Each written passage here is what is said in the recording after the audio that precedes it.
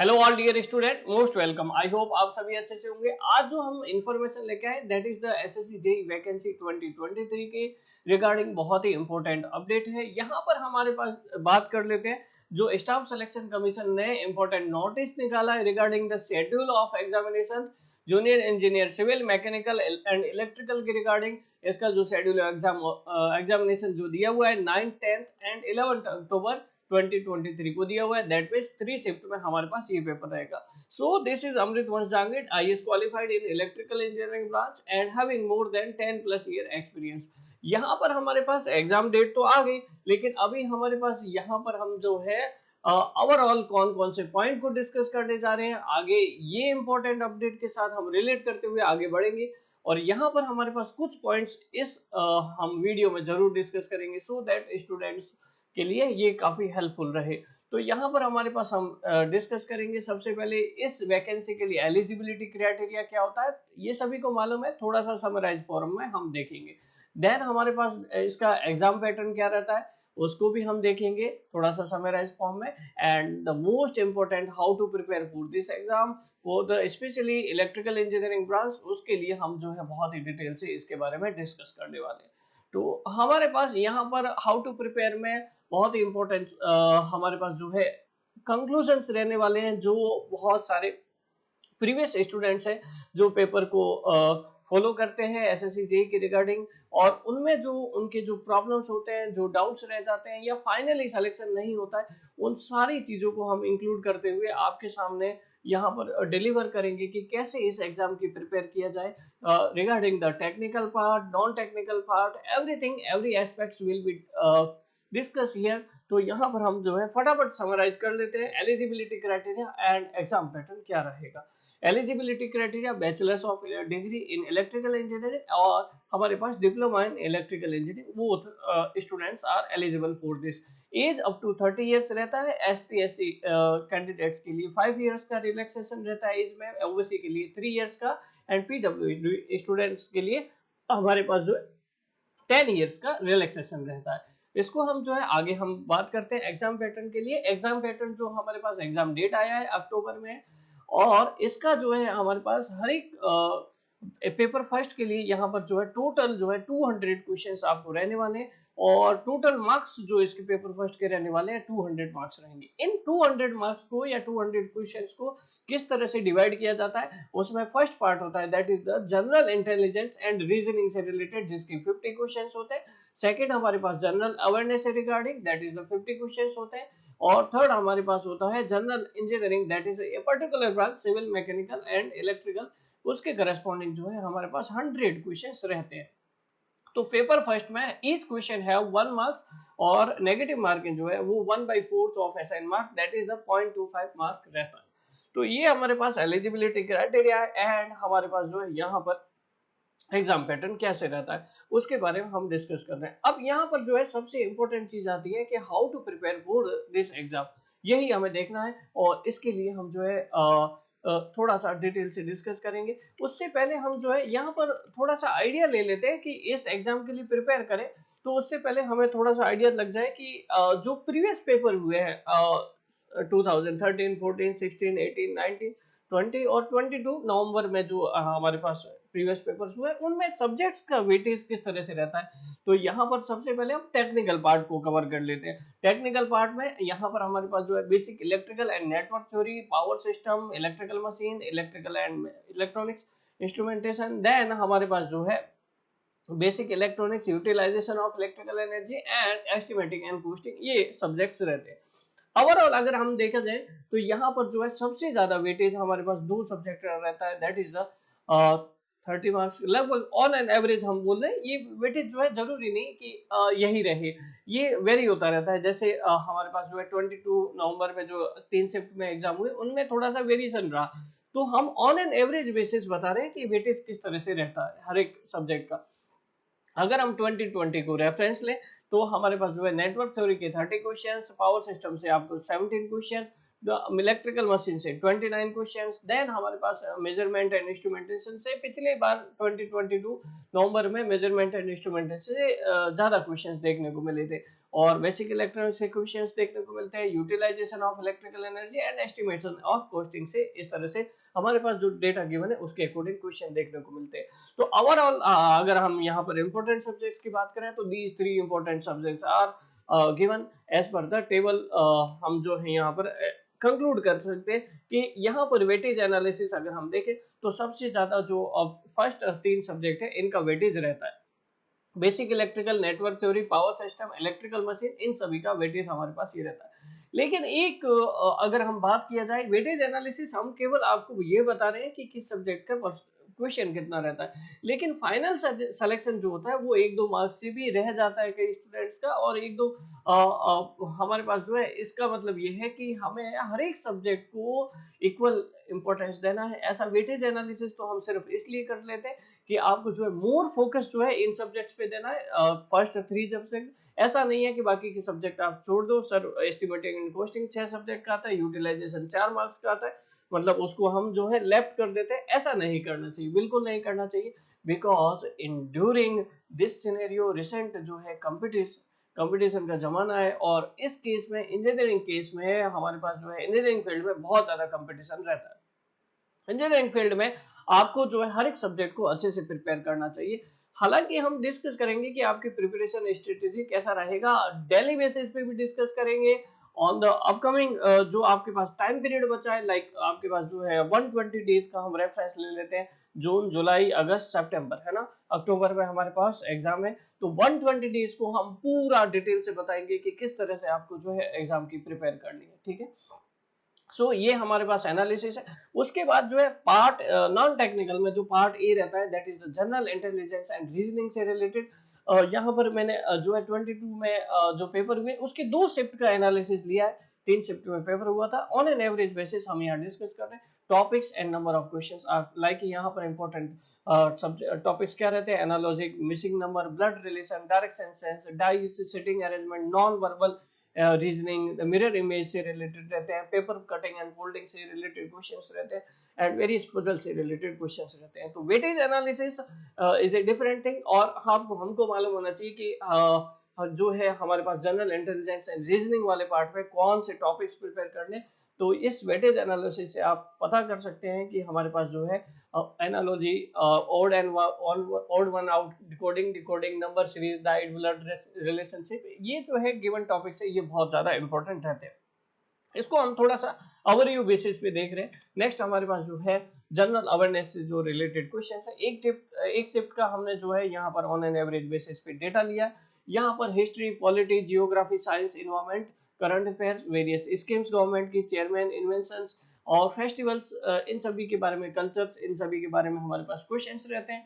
तो यहाँ पर जो है मोस्टली क्वेश्चन जो है, कई बार जियोग्राफी का वेटेज बहुत ज्यादा बढ़ जाता है, कई बार जो है जियोग्राफी का वेटेज कम रह जाता है, करंट अफेयर का वेटेज जो है वो हमेशा इसी लेवल पे रहता है। तो हमारे पास जो है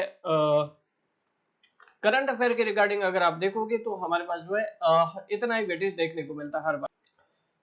सो ओवरऑल हमारे पास जो है सभी सब्जेक्ट्स को इक्वल एंड इम्पोर्टेंट वेटेज देना है। कुल मिला के मैं आपको वेटेज एनालिसिस इसलिए बता रहा हूँ क्योंकि ये अनसर्टेनिटी रहता है कि किस पार्ट से कितना क्वेश्चन हमारे पास बनता है। तो सबके लिए इम्पोर्टेंट हो जाता है कि हिस्ट्री पार्ट को भी अच्छे से कवर किया जाए, पॉलिटी को भी अच्छे से कवर किया जाए, that is geography. It is not only for the assessee. हमारे पास जो है, अगर मैं यहाँ पर जो है अप्रोच आपको बता रहा हूँ तो इसका मतलब यही है कि it is applicable for the all exams. हमारे पास जितने भी इंजीनियरिंग से रिलेटेड एग्जाम होते हैं, केवल उसमें टेक्निकल पार्ट का सिलेबस नहीं होता है, उसमें रीजनिंग होता है, एप्टी होता है, कई बार इंग्लिश, हिंदी भी इंक्लूड कर देते हैं, as well as general awareness, GK को भी इंक्लूड कर देते हैं। हमारे पास ऐसा टारगेट होना चाहिए कि एक बार हिस्ट्री पढ़ा ना, ऐसा पढ़ लिया कि उससे रिलेटेड हमारे पास जो है, हाँ सिविल सर्विसेज बेस्ड पे नहीं, उससे रिलेटेड हमारे पास जो है मीडियम लेवल पे जो एग्जाम्स रहते हैं वो कवर हो जाए, ठीक है। ओवरऑल हमारे पास जो है हर एक सब्जेक्ट को इतना इंपॉर्टेंस देना जरूरी है। तो अल्टीमेटली हमारे पास जो है अब हम जो है डिस्कस करने वाले हैं कि आपको जो है इन सारे एग्जाम के लिए एसएससी के लिए प्रिपेयर कैसे करना चाहिए डेली बेसिस पे। 120 डेज का हम डिस्कशन करेंगे। इसको हम थोड़ा आराम से समझने की कोशिश करते हैं।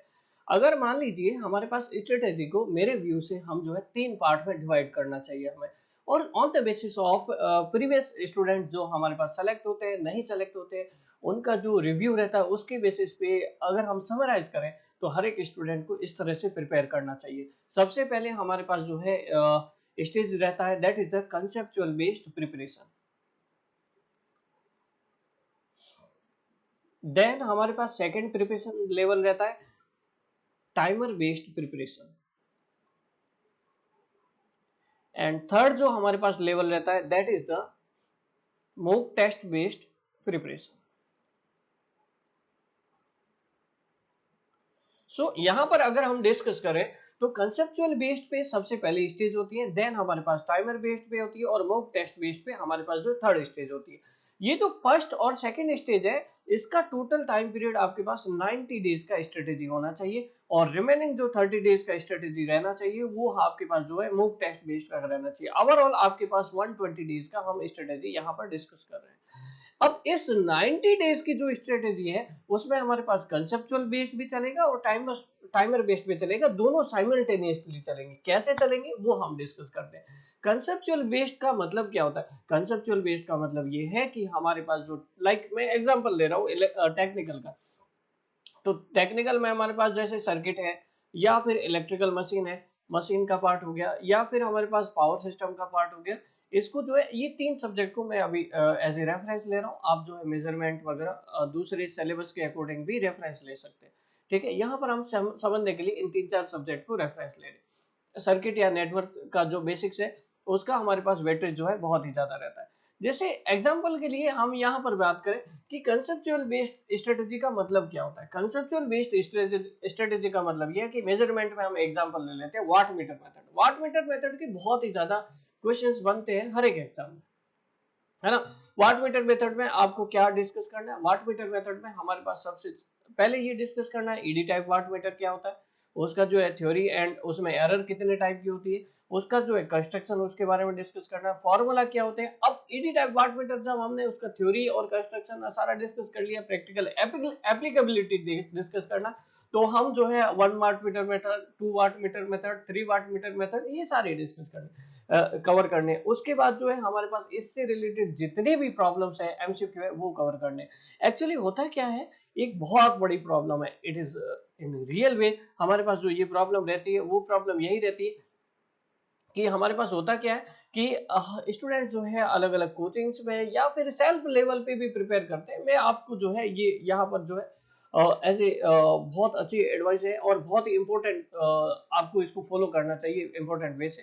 क्योंकि देखो जरा प्लीज, जनरली स्टूडेंट्स क्या करते हैं कि इन सब्जेक्ट्स को प्रिपेयर करते हैं, थ्योरी रीड करते हैं और थ्योरी रीड करने के बाद डायरेक्टली जो है टेस्ट में अपियर होते हैं, है ना, ये करते हैं। ऐसा नहीं होना चाहिए। एक्चुअली अगर आपको जो है थ्योरी रीड करने के बाद आपको जो है अगला जो स्टेप होना चाहिए वो होना चाहिए डिटेल्ड एमसीक्यू। आपको क्या कवर करने चाहिए? डिटेल एमसीक्यू कवर करने चाहिए। और डिटेल एमसीक्यू कवर करने के बाद अगर आपके पास टाइम रहता है देन आपके पास जो है वेरियस बुक्स है लाइक यूथ पब्लिकेशंस है या फिर जेबी गुप्ता है, जो भी आप रेफरेंस कंसीडर करते हो, एसएससी जेईई की प्रीवियस ईयर की बुक है, आपको जो भी अच्छा लगे उसको आप प्रेफर कर सकते हो, बुक को प्रेफर कर सकते हो। लेकिन कब? जब आपके पास डिटेल एमसीक्यू कवर हो जाए। उसके बाद अगला स्टेप जो है मॉक टेस्ट होते हैं या फिर जो है एसएससी जेईई से रिलेटेड इंपॉर्टेंट क्वेश्चंस होते हैं वो अगला स्टेप में आने चाहिए और उसके बाद जो है मॉक टेस्ट आना चाहिए। तो यही चीज है, यहाँ पर आपको जो है कैसे प्रिपरेशन करना है, थ्योरी प्लस डिटेल एमसीक्यू। ऐसा हमारे पास जो है ऐसा कोर्स जो है आपको बहुत कम कई किसी कोचिंग में देखने को नहीं मिलेगा। That we have designed according to the students previous review और उसी के अकॉर्डिंग आपको जो है यहाँ पर सिलेक्शन के लिए हम जो है ऐसा बोल सकते हैं it is this is the best quality content course. यहाँ पर न केवल थ्योरी को डिटेल से कवर किया गया है बल्कि हर एक उस थ्योरी से रिलेटेड कोई भी चैप्टर है मान लीजिए, तो चैप्टर खत्म होता है उससे रिलेटेड डिटेल एमसीक्यू भी वहां पर कवर कराए जाते हैं। डिटेल एमसीक्यू का मतलब क्या है? We relate that theory with that MCQ और उस एमसीक्यू के बेसिस पे आपके जो ओवरऑल कंसेप्ट ये क्लियर हो जाते हैं। जनरली होता है क्या, थ्योरी तो हम प्रिपेयर कर लेते हैं, जैसे मान लीजिए वाट मीटर मेथड की ये थ्योरी प्रिपेयर कर ली, लेकिन हम उसके अगर एमसीक्यू नहीं करें तो हमें जो है उस टॉपिक की एप्लीकेबिलिटी के बारे में पता नहीं चलता है कि हम जो इस टॉपिक को कैसे अप्लाई करें किसी भी एमसीक्यू में, और तुरंत अप्लाई नहीं करते तो उसके बाद क्या प्रॉब्लम आता है, जैसे मान लीजिए सर्किट कर लिया, 6-7 दिन पढ़ लिए, उसके बाद मशीन की बारी आई, फिर मशीन जो है 7-8 दिन आप रिवाइज करोगे, फिर आप जो है पावर सिस्टम चले जाओगे, थर्ड सब्जेक्ट पे पहुंचोगे तब तक तो सर्किट नेटवर्क भूल गए भाई साहब। यही गलती आप लोग करते हैं। तब तक हमारे पास ऐसा नहीं होना चाहिए, जब फर्स्ट सब्जेक्ट से सेकंड सब्जेक्ट पे जाओ तो फर्स्ट सब्जेक्ट का थ्योरी जैसे ही कवर हो जाए, थ्योरी के साथ आप जो है सेकंड सब्जेक्ट का थ्योरी उठाओ, और पहले प्रीवियस सब्जेक्ट का आप क्या उठाओ, टाइमर बेस्ड एमसीक्यू उठाओ।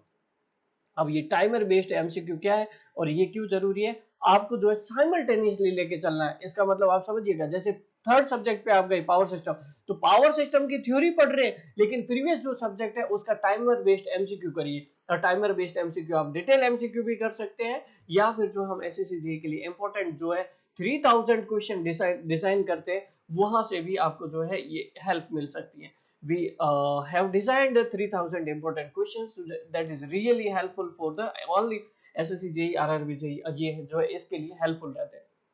तो हम वापस आते हैं यहाँ पर, टाइमर बेस्ड की जरूरत क्यों पड़ती है। टाइमर बेस्ड की इसलिए जरूरत पड़ती है क्योंकि यहाँ पर रियलिटी में होता क्या है, जब हम एग्जाम में जाते हैं तो हमारे पास जो है 200 क्वेश्चंस को करना होता है, और 200 क्वेश्चंस को अगर आप कम टाइम में करते हैं, हमारे पास टाइम भी कम मिलता है, उस टाइम में हमारे पास अगर 200 क्वेश्चंस को करना चाहिए तो सबसे पहले आप जो है आप सोचिए कि क्या चाहिए आपको। सबसे पहले चाहिए आपको स्पीड। अब भाई साहब स्पीड तो लगा ली, लेकिन आप जो है इनएक्यूरेसी को बढ़ा रहे हो, तो इनएक्यूरेसी को अगर आप बढ़ाओगे, एक्यूरेट आंसर नहीं दे रहे हो, तो नेगेटिव मार्किंग हो जाएगी, और नेगेटिव मार्किंग की वजह से भी सही बताइएगा कि कई स्टूडेंट्स का जो है फाइनली 1-2 मार्क्स से सिलेक्शन रुक जाता है। ठीक है, तो अल्टीमेटली हमारे पास जो है टाइमर बेस्ड स्ट्रेटेजी क्यों जरूरी है। टाइमर बेस्ड स्ट्रेटेजी न केवल आपकी जो है एक्यूरेसी को इंप्रूव करेगा, बल्कि स्पीड को भी इंक्रीज करेगा, कि कैसे हम जो मिनिमम टाइम में मैक्सिमम नंबर ऑफ क्वेश्चंस को कैसे सॉल्व करें। 1 आवर का टाइमर लगाइए, सर्किट के क्वेश्चंस लगाइए, और देखिए कि 1 घंटे में आपने कितने क्वेश्चंस कवर कर लिए, उसमें से कितने एक्यूरेट है, कितने नेगेटिव मार्किंग है। Try to remember that point और apply for the next timer based solution. ये आपको जो है, तो थ्योरी के साथ साथ प्रीवियस सब्जेक्ट का आपको जो है टाइमर बेस्ड एमसीक्यू भी लेके चलना है। अब कौन से एमसीक्यू लगाने, मैं आपको बुक तो बोल रहा था, लेकिन जरूरी नहीं है कि हमारे कोर्स के लिए हम कोई बुक रेफर नहीं करते, नहीं आपको प्रेफर करने के लिए बोलते हैं। हम जो है आपको जो यही बोलेंगे, आपको कोई बुक रेफर नहीं करनी। हमारे पास जो है इतना सफिशिएंट कंटेंट होता है कि आप जाके कोर्स में देखोगे तो हमारे पास जो है हर एक सब्जेक्ट का सबसे पहले तो थियोरेटिकल कंटेंट होगा। उस थियोरेटिकल कंटेंट से रिलेटेड आपके पास जो डिटेल एमसीक्यू है ना, आप कोर्स में जाइएगा, 17 नंबर फोल्डर को चेक करिएगा, फोल्डर नंबर 17। तो ये कोर्स आपको कहाँ मिलेगा, हमारा जो एप्लीकेशन है इंजीनियर्स वेब इंस्टीट्यूट का, प्ले स्टोर से आप डाउनलोड कर सकते हो, वहां पे मिल जाएगा। फोल्डर नंबर 17 में जाओगे तो इलेक्ट्रिकल मशीन के आपको डिटेल एमसीक्यू मिल जाएंगे, सर्किट के एमसीक्यू मिल जाएंगे, power system, measurement, ADC analog, that is basic electronics के एमसीक्यू मिल जाएंगे, डिटेल एमसीक्यू। तो थ्योरी के बाद आपके पास जो है उस थ्योरी को कवर करने के लिए एमसीक्यू भी हमारे पास जो है हर एक सब्जेक्ट वाइज जो है कवर हो रहे हैं। और ये एमसीक्यू आपके जो है स्पीड को और एक्यूरेसी को बढ़ाने के लिए एज वेल एज कॉन्फिडेंस को बढ़ाने के लिए काफी हेल्पफुल रहेंगे, ताकि जो है बाद में हम जो है नेक्स्ट लेवल पे 3000 जब आपका ये कवर हो जाता है कंप्लीटली, थ्योरेटिकल स्टेज ओवरऑल आपके डिटेल एमसीक्यू कवर हो जाते हैं, तो नेक्स्ट लेवल पे हम जो है बुक को रेफर करने की जरूरत नहीं बोलते। 3000 क्वेश्चंस जो है एज ए बुक हमने जो है प्रिपेयर किए हुए हैं, both for the diploma student and engineering students. हर एक क्वेश्चन जो है इंग्लिश में भी रहेगा और उसका नेक्स्ट क्वेश्चन हिंदी में भी रहता है। तो ये जो है 3000 क्वेश्चंस जो है आपको मिलेंगे। तो these are related to the not only for the technical part, आपके पास जो है नॉन टेक्निकल पार्ट से भी रहते हैं, रीजनिंग से भी रहते हैं, जनरल अवेयरनेस से भी क्वेश्चंस रहते हैं। तो we have prepared all that. ठीक है, अब एक बात ध्यान रखिएगा, रीजनिंग और एमसी जीके के लिए आपको जो है, रीजनिंग के लिए अगर मैं आपको बता दूं तो रीजनिंग के लिए एक बहुत बड़ी बुक लगाने की जरूरत नहीं है। सिंपली एसएससी के जो लास्ट जो है ज्यादा से ज्यादा आप बहुत अच्छी रैंक लाना चाहते हैं तो लास्ट 35 इयर्स के जो है पेपर्स आप सॉल्व कर सकते हैं। ठीक है, और यहाँ पर जो है ये 33,000 क्वेश्चन जो आपको अगले स्टेज पे ले जाएंगे, जो टाइमर बेस्ड को आपको और ज्यादा स्ट्रॉन्ग करेगा यहाँ पर आपके पास। और फाइनली मॉक टेस्ट बेस्ड तब आता है जब लास्ट आपके जो 30 डेज बच जाते हैं बिफोर द एग्जाम। वहां पर बिफोर द एग्जाम 30 डेज आपको जो है थ्योरी और टाइमर बेस्ड नहीं लगाना, वहां पर केवल और केवल जो है मॉक टेस्ट देने हैं, और आल्सो टेस्ट सीरीज भी हमने यहाँ पर प्रोवाइड कर रखी है, as well as we will update this test series, और ज्यादा जो है आपको अच्छे क्वेश्चंस यहाँ पर हम आपको प्रोवाइड करेंगे। So it is all our idea. I think you are getting my point कि आपके पास स्टूडेंट्स को कहाँ पर प्रॉब्लम आती है। Try to understand this point कि हमारे पास थ्योरी प्रिपेयर कर लेते हैं लेकिन हम डिटेल एमसीक्यू नहीं प्रिपेयर कर पाते। डिटेल एमसीक्यू नहीं प्रिपेयर कर पाते तो हम टाइमर बेस्ड में नहीं चले जाते, वहां पे स्पीड और एक्यूरेसी कभी नहीं इंक्रीज हो पाता। स्पीड और एक्यूरेसी नहीं इंक्रीज हो पाता तो नेगेटिव मार्किंग करके आते हैं, हड़बड़ाहट में टेंशन लेते हैं, कॉन्फिडेंस नहीं इंप्रूव होगा और फाइनल सिलेक्शन से हम चूक जाते हैं। नॉट ओनली स्टडी इंपॉर्टेंट है कि आपको पढ़ना क्या इंपॉर्टेंट है, उसको किस वे से प्रिपेयर करना, हाउ टू प्रिपेयर। इसीलिए मैंने आपको स्टार्टिंग में बताया था कि how to prepare is very important questions. किसी भी एग्जाम के लिए ब्लाइंडली मत फॉलो करिए। जैसे अभिमन्यु को जो है चक्रव्यूह में जाना था ना, तो उसको जो है उस चक्रव्यूह के बारे में मालूम था तभी वो उसमें घुस पाए। ओवरऑल जो है आपका strategy, you are an engineer, you are not arts student from the commerce parts. आप एक इंजीनियर है और आपको जो है स्मार्ट वर्क करना चाहिए। हार्ड वर्क तो करते ही है लेकिन स्मार्ट वर्क करने का मतलब ये है कि आपको केवल थ्योरी कंटेंट नहीं पढ़ना है कि सर सिलेबस कर दिया हो गया बढ़िया बात है। अरे भाई साहब, जब टेस्ट में एग्जाम में बैठोगे वहां पर जो है आपके 5 मिनट पहले पसीने क्यों छूटने लगते हैं। देखो गलत मत मानिएगा, मैं आपको जो है बहुत सही पॉइंट बता रहा हूँ कि हमें जो है प्रिपेयर रहना चाहिए हर एक चीज के लिए। We have to prepare about the situation during the exam environment के लिए हमें जो बहुत अच्छे से प्रिपेयर रहना चाहिए। वो ये सारे स्टेजेस को आप जब फॉलो करोगे तभी आप रह सकते हो। स्टडी करना, सिलेबस कवर करना, it is only the 50% you have achieve the target, और 50% डिपेंड करता है आप जो है इन स्ट्रेटेजी को फॉलो करते हो कि नहीं करते हो। क्योंकि एग्जाम इन्वायरमेंट में आप कितना बेस्ट दे पाओगे ये डिपेंड करता है कि आपकी प्रैक्टिस कितनी अच्छी, और प्रैक्टिस तभी अच्छी होगी जब आप इन सारी स्टेजेस से गुजरोगे। सो ऑल दिस अबाउट ये, अगर आपको जो है और भी कुछ जानना है, लाइक आपके पास और भी प्रिपरेशन के बारे में, वेरियस टेक्निकल पार्ट के बारे में, नॉन टेक्निकल पार्ट के बारे में, सो आप जान सकते हैं, इस वीडियो के डिस्क्रिप्शन में कमेंट कर सकते हैं।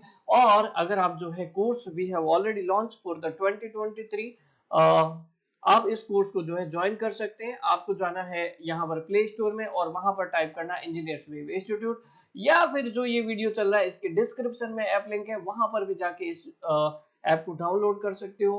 आप जो है इस ऐप को एक्सेस कर सकते हो मोबाइल पे एज वेल एज डेस्कटॉप पे, लैपटॉप पे, आप दोनों वे से आप इसको चला सकते हो। एज कंफर्टेबल, आप जिसमें भी कंफर्टेबल हो दोनों वे से चलाइएगा, और आप जो है यहाँ पर 100% आई गारंटीड आपको बेस्ट क्वालिटी कंटेंट देखने को मिलेगा। और all the best for your upcoming exam. और कोई हेल्प चाहिएगा तो बताइएगा। Till then thank you so much, फिर मिलेंगे।